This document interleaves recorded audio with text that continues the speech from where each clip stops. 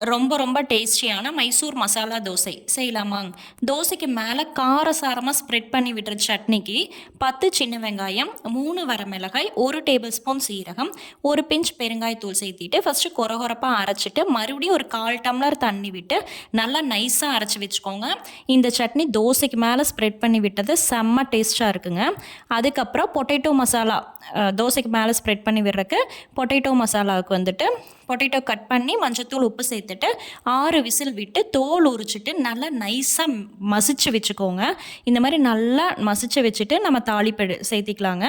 எண்ணெய் விட்டு கடுகு கடலைப்பருப்பு 3 வரமிளகாய் காரத்துக்கு சேர்த்துட்டு நல்லா வரமிளகாய் செவங்க வணங்கினதையுமே நம்ம பெரிய வெங்காயம் குட்டி குட்டியாக கட் பண்ணி வச்சுறத சேர்த்துட்டு கரம் மசாலா தூள் 2 டேபிள் ஸ்பூன் சேர்த்திக்கோங்க.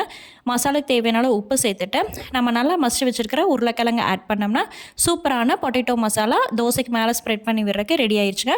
இந்த 2 மசாலாவையும் நீங்கள் ரெடி பண்ணி வச்சுட்டு அதுக்கப்புறம் நம்ம நார்மலாக ஊற்றுற தோசை மாதிரி நல்லா ரோஸ்ட் மாதிரி ஸ்ப்ரெட் பண்ணி விட்டுக்கோங்க. அதுக்கு மேலே நம்ம ரெடி பண்ணி வச்சுருக்கிற காரசாரமான சட்னி சேர்த்து தோசை ஃபுல்லாக ஸ்ப்ரெட் பண்ணி விட்டுருங்க.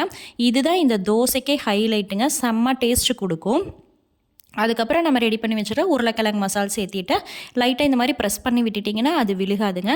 அதுக்கப்புறம் நெய் விட்டு மூடி வச்சு எடுத்து வச்சு சாப்பிட்டிங்கன்னா சூப்பரான தோசை ரெடிங்க.